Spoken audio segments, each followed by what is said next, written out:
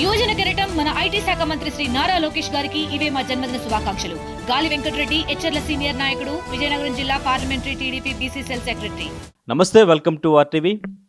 గత 2 రోజులుగా టాలీవుడ్ ఇండస్ట్రీలో టాప్ మోస్ట్ ప్రొడ్యూసర్స్ ఇళ్లపైన ఐటీ రైడ్స్ అనేవి జరుగుతూ ఉన్నాయి. అసలు ఈ ఐటీ రైడ్స్ అంటే సడన్గా ఎందుకు? దీని వెనకాల ఏమైనా కుట్ర ఉందా, రాజకీయ కోణం ఉందా, లేదంటే బాలీవుడ్ కూడా ఇక్కడ కుట్ర చేస్తుంది అని కామెంట్స్ కూడా వినిపిస్తున్నాయి. అసలు ఇది ఎంతవరకు నిజం మాట్లాడదాం. మనతో పాటు ప్రొడ్యూసర్ నట్టుకుమార్ గారు ఉన్నారు. Hello sir. సార్, అంటే ఈ ఐటీ రైట్స్ సడన్గా ఇప్పుడు మన ఇండస్ట్రీకి సంబంధించి ఇప్పుడు ఇండస్ట్రీ అన్నిటిలో టాప్లో ఉందంటే మన తెలుగు ఇండస్ట్రీ ఉంది. కలెక్షన్స్ పరంగా కూడా మన తెలుగు సినిమా నార్త్లో ఎక్కువగా కలెక్ట్ చేస్తుంది. అది పుష్ప 2 కూడా ప్రూవ్ చేసింది. దీనికి సంబంధించి ఐటీ రైట్స్ జరగడానికి ప్రధానంగా కారణం అటు బాలీవుడ్ కుట్ర చేస్తుందంటున్నారు, లేదంటే రాజకీయ కోణం ఉందంటున్నారు, ఇంకోవైపు ఈ పోస్టర్స్ మీద వేస్తున్న కలెక్షన్స్ అంటున్నారు. అసలు కారణం ఏంటంటారు?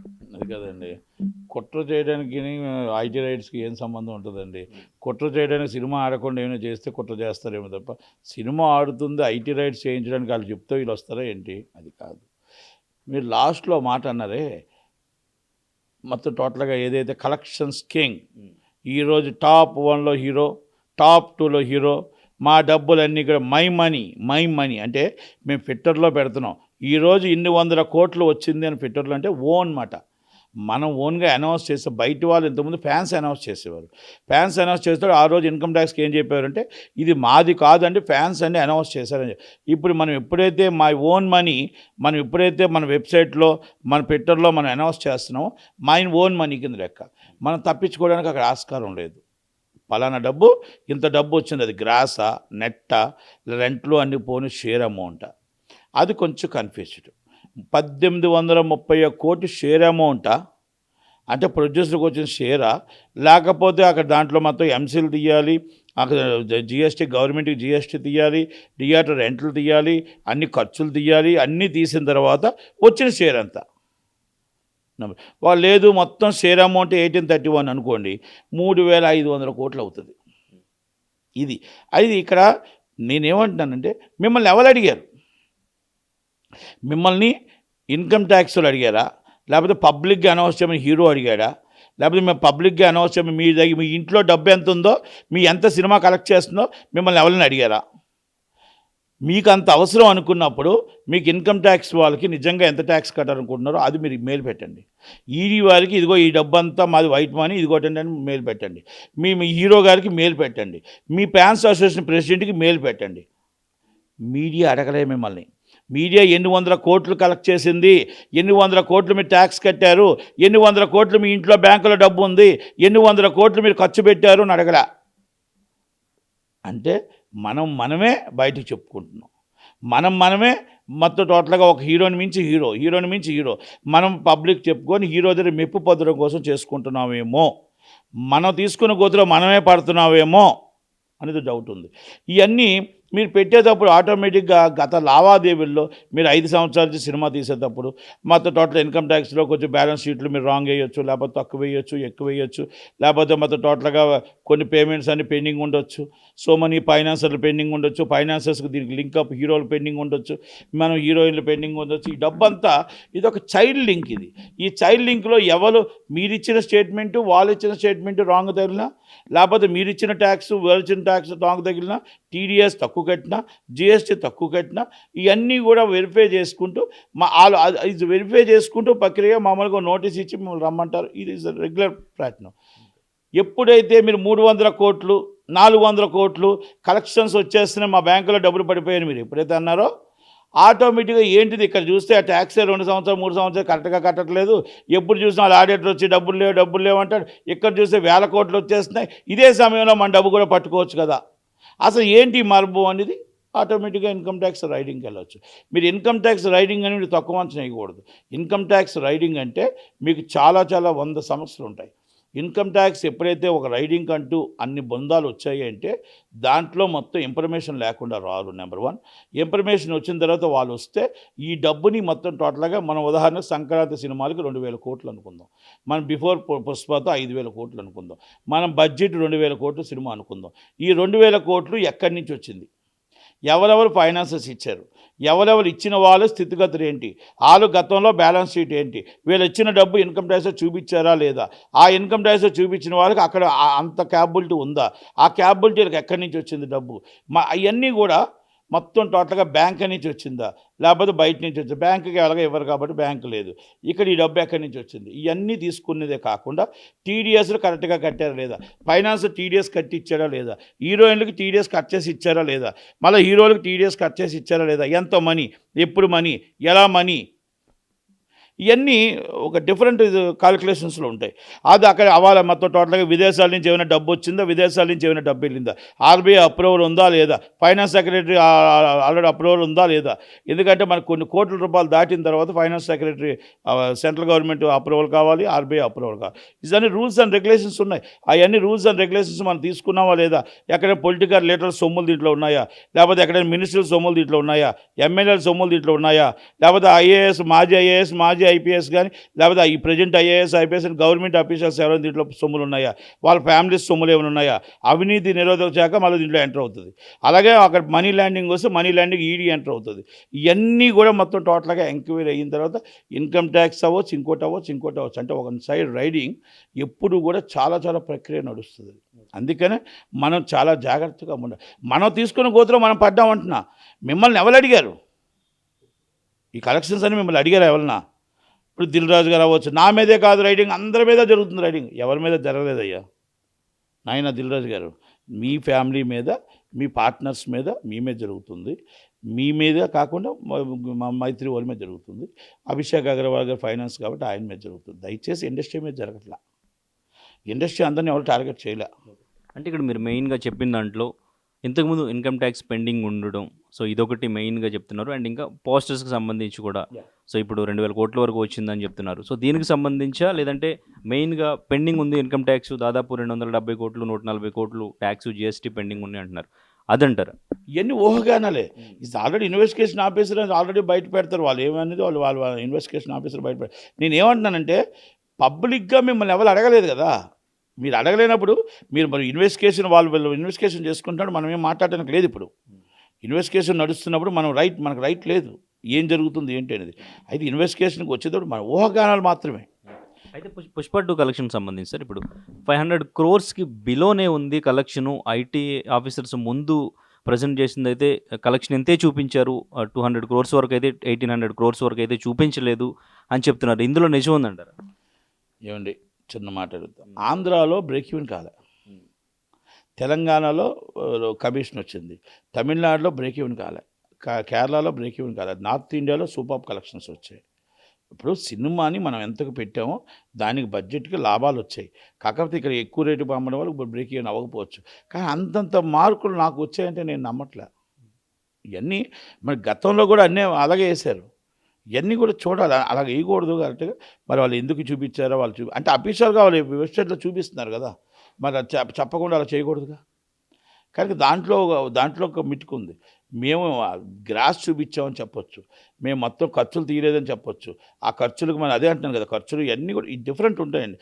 అయినా కూడా మిమ్మల్ని ఎవరు అడిగారు అని అడుగుతున్నాం, మిమ్మల్ని ఎవరు అడగలేదు. పబ్లిక్ అనౌన్స్ ఇప్పుడు ప్రపంచంలో కుబేరులు ఉన్నారండి, పబ్లిక్ సెక్టర్ కంపెనీస్ ఉన్నాయండి, మా అంబానీ గారు, లక్ష్మీ మెట్ల గారు, బిల్ గేట్స్ గారు, సోమన్, వాళ్ళు వచ్చి మాకు ఇంత డబ్బు వచ్చిందని చెప్పట్లే.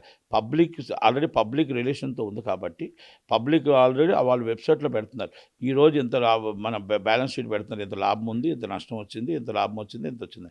మనం ఇది ఈజ్ ద పబ్లిక్ సెక్టర్, మనం ఈజ్ ప్రైవేట్ సెక్టర్ కదా, ప్రైవేట్ లిమిటెడ్ కంపెనీ కదా, ప్రైవేట్ సెక్టర్ బయటకు చెప్పాల్సిన అవసరం లేదు కదా. మనం అలాంటప్పుడు మరి ఎందుకు మనం బయట పెడుతున్నారు, పబ్లిక్ పెడుతున్నారు, మాకు ఇగో నా జోబీలో ఇంత డబ్బు ఉంది, రండి నా దగ్గరికి రండి, నా ఇంట్లో మై మనీ అంటే మై మనీ అని మీరు ఎప్పుడైతే వెబ్సైట్లో పెడుతున్నారో, ట్విట్టర్లో పెడుతున్నారో, మై మనీ కింద అంటే అంత డబ్బు నా దగ్గర ఉన్నట్లు లెక్క. ఇది బయట మనం ఇంతకుముందు ఫ్యాన్స్ ఇట్టారు, లేకపోతే మీడియా ఏదో మనం కోడే కూసింది అవి కాదు, మీరు పెడుతున్నారు కదా, అది తప్పు అంటాను నేను. అంటే సినిమా మార్కెట్ కూడా ఈ పోస్టర్స్ బట్టే తెలుస్తుంది. ఇప్పుడు ఇండియన్ హిట్ మూవీ అంటే ఇండస్ట్రీ హిట్ అంటే ఇదే సినిమా అని చెప్పేసి చెప్పడానికి ఈ నంబర్ ఏదైతే ఉందో ఆ నంబర్ వల్లే ఇప్పుడు ఫ్యాన్స్ కూడా దానివల్లే సాటిస్ఫై అవుతున్నారు. Hero market, range, cinema budget ఇదంతా కూడా ఒక పోస్టర్తోనే తెలుస్తుంది. దానివల్లే మన ఇండస్ట్రీలో సినిమా ఎంత కలెక్ట్ చేస్తుంది అనేది అందరికీ తెలుస్తుంది అనేది కూడా అంటున్నారు. తప్పు. అంకీలతో మన హీరో ఇమేజ్ తీయాల్సినది. అక్కడ కలెక్షన్స్ బట్టి, థియేటర్స్ బట్టి, డేస్ బట్టి, రన్నింగ్ బట్టి ఒకప్పుడు నడిచేది. అది ఈజ్ అ పర్ఫెక్ట్. ఆ హీరో ఇమేజ్ అక్కడ ఎన్ని థియేటర్లు వచ్చాయి, అంతకుముందు హీరో ఎన్ని సినిమాలు థియేటర్లు వేశారు, ఇప్పుడు ఎన్ని సినిమా థియేటర్లు వేశారు, ఎన్ని రోజులు ఫుల్స్ మీద రన్ అయింది, ఎంత బాగా రన్ అయింది, అది కరెక్ట్గా చూసుకుంటే దాంట్లో కలెక్షన్స్ ఎంత ఉన్నాయి అంత ఉన్నాయని మనము ఇప్పుడు ఇవన్నీ వేయడం వల్ల ఏం ఉపయోగం ఉంటుంది? ఏం ఉపయోగం నాకు చెప్పండి. ఫ్యాన్స్ అడగరండి. ఫ్యాన్స్ మీకు 20,000 కోట్లు వచ్చి వాళ్ళంతా వాళ్ళు వేసుకొనియండి. వాళ్ళ తృప్తి కోసం వాళ్ళు వేసుకోండి. మీరు కరెక్ట్గా మీది ఏది ఉందో మీరు చెప్పుకోండి. మీరెందుకు మళ్ళీ వాళ్ళ దాంట్లో దూరుతున్నారు? సినిమా హిట్ ఫ్లాప్ కూడా అది డిసైడ్ చేయదంటారా పోస్టర్ కలెక్షన్? తప్పండి. అది తప్పు, అది చాలా తప్పు. ఎందుకంటే నేనేమన్నా ఇప్పుడు 4-3 సినిమాలు తీస్తున్నారు. 500 కోట్లు దాటి 1000 కోట్ల దాకా సినిమాలు తీసేవాళ్ళు ముగ్గురే. మీరు గత 14 సంవత్సరాలు చూసుకోండి. Is the Mythri and Sithara and Dil Raju garu, People's media 200 crores లోపే, అభిషేక్ అగర్వాల్ 50 కోట్ల లోపే. ఇక అంతకన్నా పెద్ద కంపెనీలు ఏమున్నాయా? సురేష్ మూవీస్ చేయట్లేదు, గీతా ఆర్ట్స్ చేయట్లేదు, అశ్విని దత్ గారు చేయట్లేదు, అశ్విని దత్ గారు పిల్లలు చేస్తున్నారు. Is right. మరి అలాంటప్పుడు వీళ్ళందరూ ఎందుకు సినిమా చేయట్లేదు? ఒక్కసారి ప్రశ్నించండి. ఇండస్ట్రీ అంటే minimum 2 crores, minimum middle class 5 crores, 10 crores, ఒకప్పుడు 10 to 30 crores. ఇప్పుడు ఆ 10 minimum 200 crores, middle 500 crores, biggest 700 to 1,000 crores. అంటే రేపు సామాన్య నిర్మాత ఇక్కడ బతకగలరా? మీరు 1000 కోట్ల సినిమా తీసినా ఆ కార్మికుడికి 1000 రూపాయలు ఇస్తారు. మీరు 500 కోట్ల సినిమా తీసినా ఆ కార్మికుడికి 1000 రూపాయలు ఇస్తారు. మీరు 200 కోట్లు తీసిచ్చినా ఆ కార్మికుడికి 1000 రూపాయలు ఇస్తారు. ఆఖరికి 1 కోటి రూపాయలు సినిమా తీసినా కార్మికుడికి 1000 వస్తుంది. 1000 కోట్ల రూపాయలు తీసిన వాడు 96% అయితే is the 4% is people 500, 200, 600 crores. అంటే ఓన్లీ 4 members మాత్రమే ఈ డబ్బు పెట్టుబడిదారులు అవుతున్నారు. మీకు లాభం వచ్చినా నష్టం వచ్చినా ఇండస్ట్రీకి ప్రయోజనం లేదు. ఇండస్ట్రీకి ప్రయోజనం లేదు. మీరు కార్మికుని బతికించట్లేదు, కార్మికుని కాపాడట్లేదు, గవర్నమెంట్కి కూడా ట్యాక్స్లో కరెక్ట్గా చూపించట్లేదు. అంటే ఇవన్నీ ఇండస్ట్రీ కాపాడేవాడు చిన్న సినిమా నిర్మాత, ఇండస్ట్రీ నిలబెట్టేవాడు చిన్న సినిమా నిర్మాత, ఇండస్ట్రీ రన్నింగ్ వచ్చే 250 సినిమాలు తీసేవాడు చిన్న సినిమా నిర్మాత, కార్మికుడు వేలాది మంది కార్మికులకు అన్నం పెట్టేవాడు చిన్న సినిమా నిర్మాత.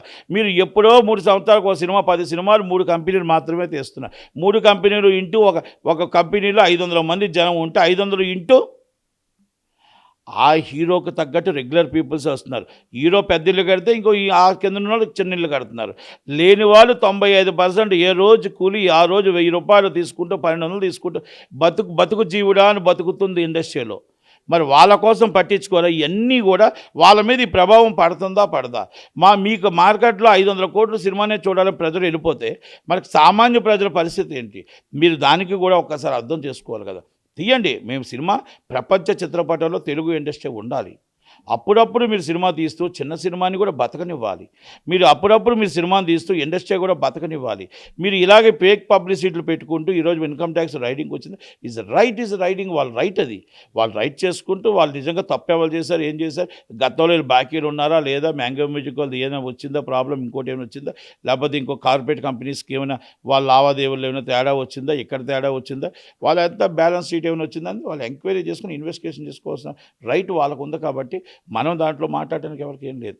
అంటే ఇండస్ట్రీ నుంచి ఎంత పర్సెంటేజ్ ఉంటుందంటారు ట్యాక్స్ గవర్నమెంట్కి 18% జిఎస్టీ ఉంటుంది, 30% ఇన్కమ్ ట్యాక్స్ కట్టాల్సి వస్తుంది.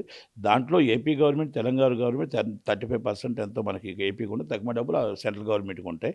మరి మనందరం డబ్బులు కడితేనే కదా మనకి రేపు ఉదయం సబ్సిడీలు ఇవి ఇచ్చినా central government, state government pensions ఇచ్చినా ఇవన్నీ ఇచ్చినా కూడా ఇండస్ట్రీ నుంచి ఇప్పుడు వాళ్ళు చెప్పిన లెక్క ప్రకారం అయితే ఇప్పుడు 5,000 కోట్లు అన్నారు.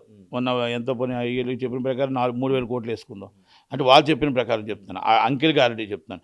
ఈ అంకిల్ గారిడి ప్రకారం మొత్తం టోటల్గా 1000 కోట్లు ఉండాలి. అంతే కదా. సంవత్సరానికి 1000 కోట్లు నిజంగా ఇచ్చేటట్టు ఉంటే ఈ సంవత్సరానికి 250 సినిమాలకి ఒక సినిమాకి మీరు మామూలుగా 10 లక్షల రూపాయలు ట్యాక్స్ వేసుకోండి, ఇలా 20 లక్షలు ట్యాక్స్ వేసుకోండి. 20 లక్షలు ఇంటూ 250 సినిమాలు లెక్కేయండి, అది 800 కోట్లు వస్తుంది.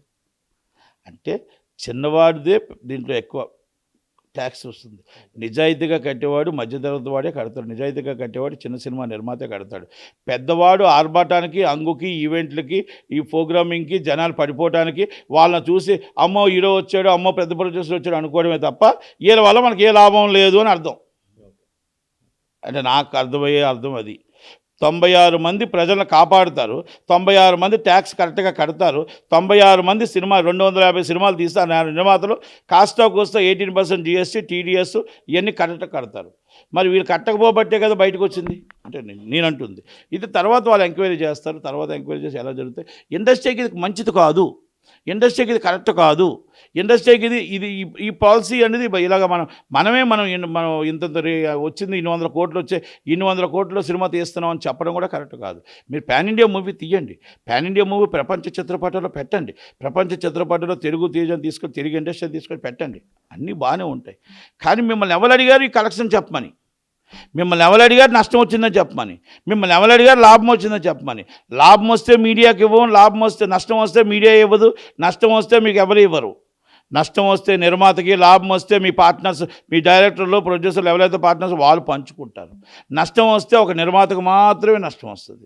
ఇవన్నీ మీరు అబ్జర్వ్ చేసుకోండి. మీరు డైరెక్ట్గా పబ్లిక్ ఈవెంట్లో నా జోబులో డబ్బు ఉంది, నా జోబులో డబ్బు ఉందని చెప్పాల్సిన అవసరం లేదేమో అని ఇది నా అభిప్రాయం. ఇది మరిన్ని వీడియోస్ కోసం ఛానల్ ని సబ్స్క్రైబ్ చేయండి. లేటెస్ట్ అప్డేట్స్ కోసం వాట్సాప్ ఛానల్ ని ఫాలో అవ్వండి. ఆ లింక్ డిస్క్రిప్షన్ లో ఉంది.